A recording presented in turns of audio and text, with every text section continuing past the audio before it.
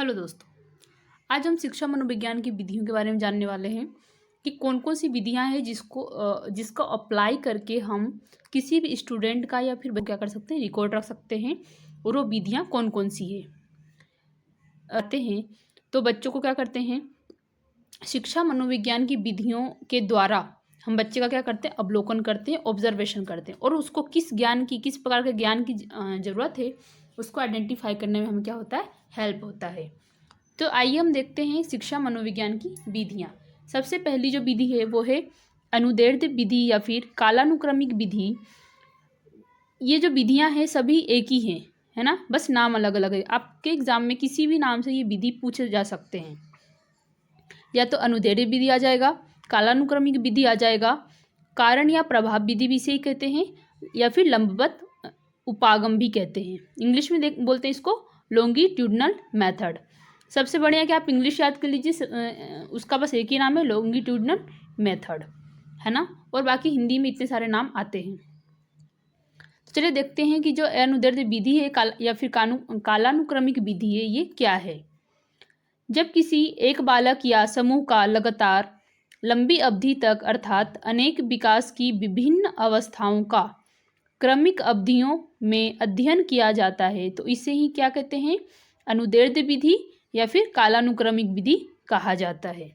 अब देखिए क्या बोलना चाह रहा है, किसी बालक का की बात करें या फिर ग्रुप का, जब हम क्या करते हैं लंबी अवधि तक क्या करते हैं, विकास की विभिन्न अवस्थाओं का क्रमिक यानी कि एक के बाद एक स्टेज, जैसे कि स्टार्टिंग होता है उसका शेषावस्था से, शेषावस्था के बाद उसका आता है प्रारंभिक बाल्यावस्था, फिर आता है मिडिल उसका बाल्यावस्था, है ना।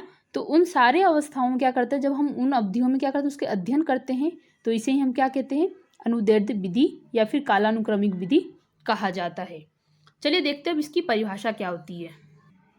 सबसे पहले हम देखते हैं कि जो बेरन है, बेरन के अनुसार इसकी परिभाषा क्या है।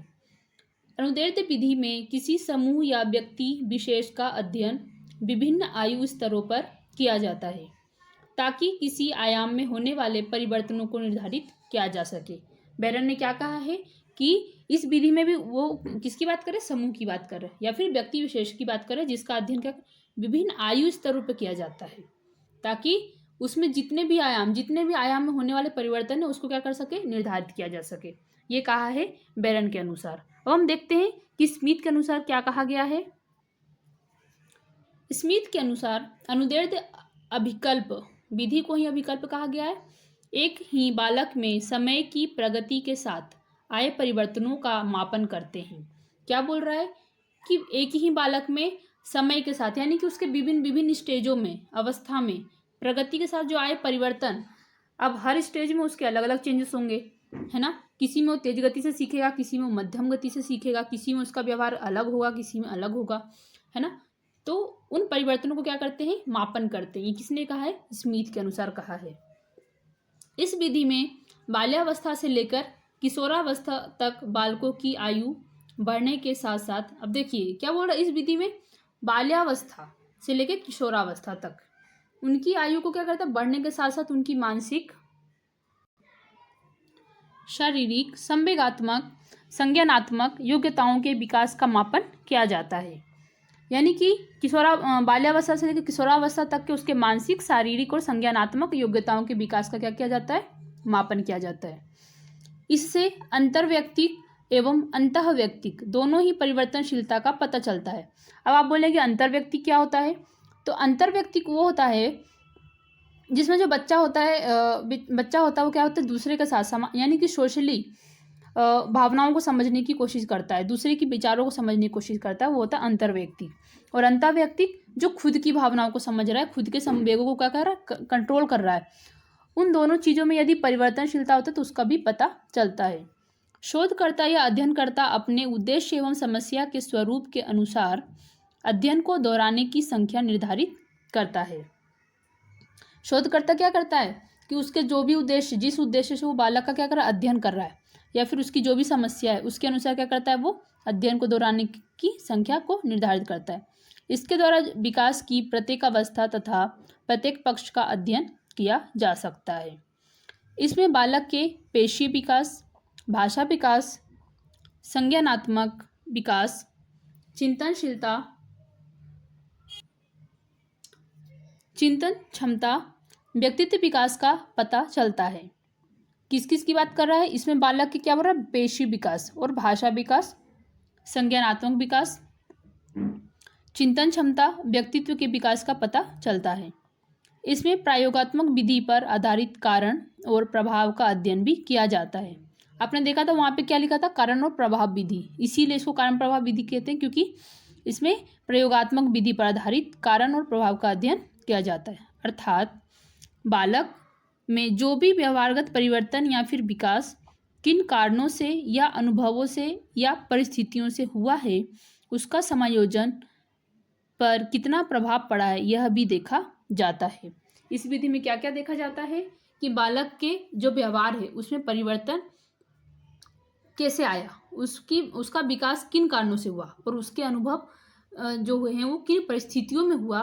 इसमें न्यायादर्श या सैम्पलिंग या फिर टूल बहुत छोटा होता है। न्यायादर्श क्या बोल रहा है? जिस टूल का यूज़ करके, जिस सैंपल का यूज़ करके हम क्या करते हैं, बच्चे का क्या करते हैं, एनालिसिस करते हैं, है ना। इस विधि से हम क्या करते हैं, डाटा इकट्ठा करते हैं, वो क्या होता है, बहुत छोटा होता है और बच्चे की बाल्यावस्था से लेकर किशोरावस्था तक होने वाले विकास का अध्ययन किया जाता है।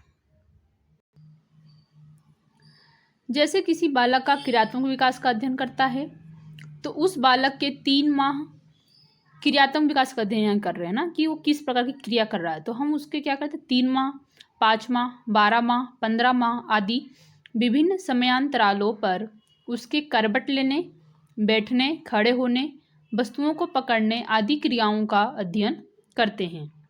विभिन्न आयु स्तरों पर ये क्रियाएं कितनी वृद्धि और कमी या विकास में आए परिवर्तनों का पता लगाते हैं। अब देखिए, इस वाले न्यायादर्श में क्या होता है, जो समय अवधि होती है वो छोटा होता है ना।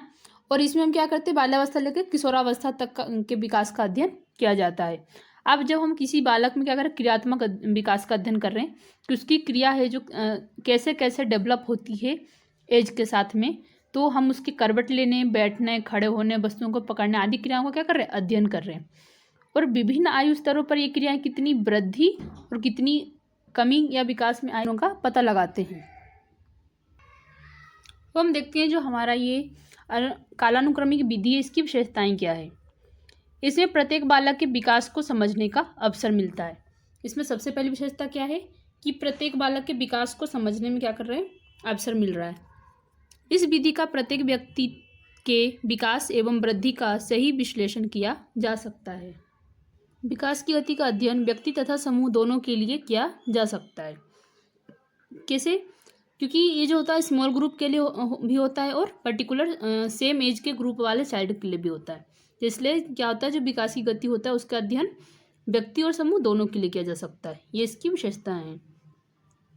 इस विधि के द्वारा विकास के अंतः व्यक्तिक एवं अंतरा व्यक्ति परिवर्तनशीलता का क्या किया जाता है, अध्ययन किया जाता है कि जो बच्चा है वो सामाजिक तौर पे किस तरह से लोगों की भावनाओं को समझ रहा है और खुद की भावनाओं को किस तरह से समझ रहा है, तो उसमें जो परिवर्तनशीलता है उसका भी अध्ययन किया जा सकता है।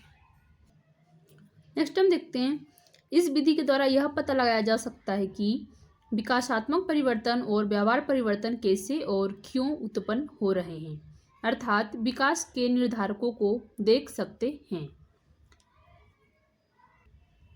नेक्स्ट क्या है, इस विधि में कारण और प्रभाव का संबंध यथार्थ रूप में दिखाई देने के कारण व्याख्या करने में सहायता मिलती है, क्योंकि अध्ययन अलग अलग छात्रों की अलग अलग विकासात्मक अवस्थाओं में किया जाता है। यानी क्या बोल रहा है कि इस विधि में हम क्या कर रहे हैं, बच्चे को सामने रख के और उसका अध्ययन कर रहे हैं ना, तो उससे क्या होता है कि जो सही है, जो दिखाई दे रहा है, उसके कारण उसकी व्याख्या करने में क्या होती है, सहायता मिलती है। और विकासात्मक अवस्थाओं का क्या हो जाता है, अलग अलग बच्चों का अलग अलग अध्ययन हो जाता है। ये इसकी क्या है, मुख्य विशेषताएं हैं। अब जहाँ इस विधि के इतने सारी विशेषताएं हैं, वहीं इसके कुछ दोष भी हैं। आइए देखते हैं इसके दोष क्या हैं। इस विधि में लंबी अवधि तक अध्ययन किया जाता है, इस कारण इस विधि में समय अधिक लगता है। सही बात है ना, क्योंकि इस विधि में क्या होता है, बाल्यावस्था से लेकर किशोरावस्था तक के बच्चों का हम क्या कर रहे हैं, एक ही बच्चे का या फिर एक ग्रुप का हम क्या कर रहे हैं, अध्ययन कर रहे हैं।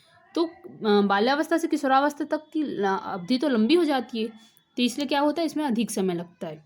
दूसरा हम देखते हैं, जब अध्ययन लंबे समय तक चलता है तो उसकी महत्ता घट जाती है, क्योंकि या तो बीमारी के कारण, माता पिता की अनुपस्थिति के कारण या फिर स्थानांतरण के कारण बालक का अध्ययन में शामिल नहीं हो पाता है ना। ये इसके दोष हैं कि अब ज़्यादा समय तक अध्ययन कोई करेगा किसी बच्चे का, तो ज़रूरी थोड़ी कि वो हर समय स्वस्थ ही रहे, उसके माता पिता उपस्थित ही रहे, या फिर कहीं उसका स्थानांतरण भी हो सकता है, जिस कारण से क्या होता है, इस वाले विधि में क्या होती है, डाटा एकत्रित करने में क्या होती है, दोष उत्पन्न होते हैं।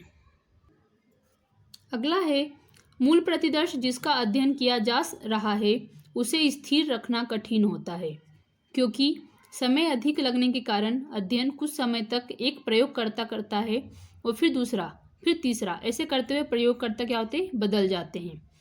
अब इसमें अवधि लंबी होती है, तो इसलिए क्या होता है, जैसे बच्चे के समय पे परेशानी होती है, उसी तरह से प्रयोग करने वाले के लिए भी परेशानी होता है। यानी एक ही प्रयोग को करने के लिए 2-3 प्रयोगकर्ता क्या करते हैं, बदल जाते हैं, जिससे भी क्या होता है, जो हमें डाटा मिलता है वो अच्छी तरह से नहीं मिलता है।